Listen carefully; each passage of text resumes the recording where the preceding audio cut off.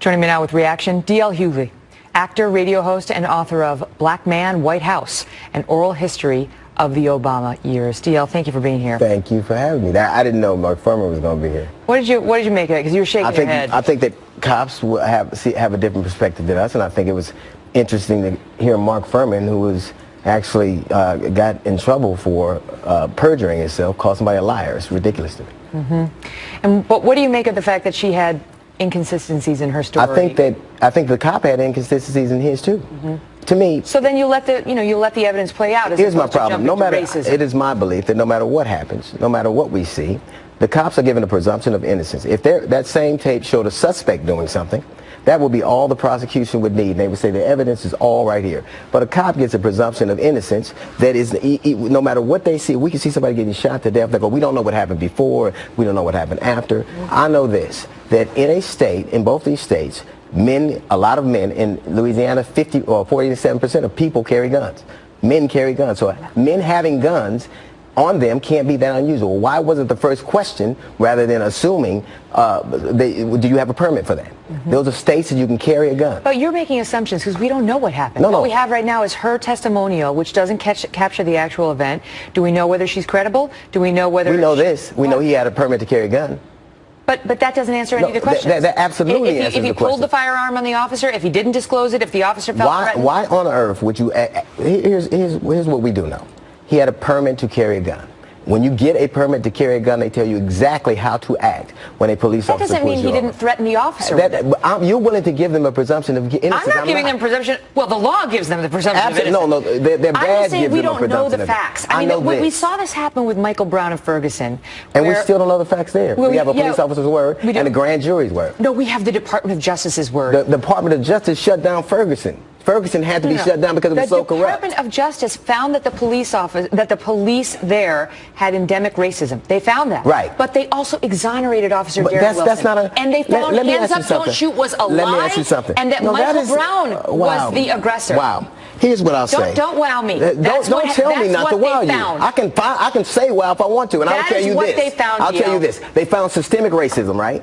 So it's unbelievable. They also found systemic racism, and we know that Darren Wilson left the department because it was so racist it had to be disbanded, and he went to Ferguson, another department that is rife with racism. So that makes him a racist. Absolutely. You know what? I have no problem. Michael Brown grabbed that officer's gun and tried to shoot him in his patrol car.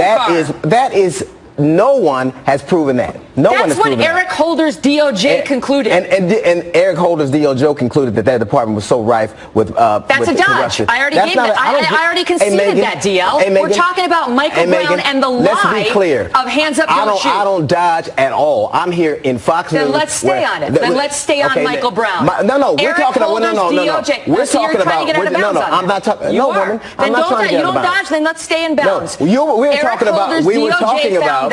were talking about the young man that just got murdered in Minnesota. And the rush to judgment and the assumption you know something when you don't actually know it. First off, what I'll tell you is this.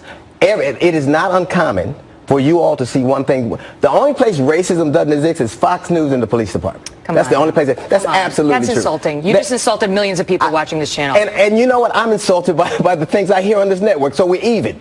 I could care less about insulting people that insult me on a daily basis. You're making a point that is, before the insults, the point you started to make is true, and we can talk about that whites perceive the situation when it comes to these I think a lot of people on this network have never seen a black man anything deserving. Could you hold the insults for a second so we can have a productive conversation? You were going to make the points that whites see certain incidents differently than blacks do, and we saw that in the O.J. Simpson case when the verdict came down. I'll give you that. Most reasonable people will give you that. But you know what shuts down all reasonable dialogue is throwing out the term racism before it's been proven. You know what's, first off, I'll say this. I believe that there is a benefit of the doubt given to police officers that's not given to anybody else. And maybe, obviously they do a tough job. You can't. In 2006, the FBI came out with a report that said that police departments were rife with white supremacists. Said it, not me.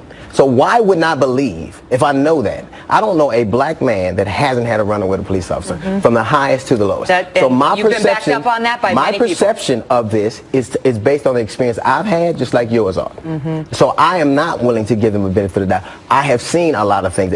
I lived in the city that Mark Furman policed that also had to be taken over by the federal government. It's very dangerous when you get to the point where you paint with an entire group with the same brush based on the bad actions of a few. That is amazing to hear on this network. That really is. TL. That really is amazing to hear on this network.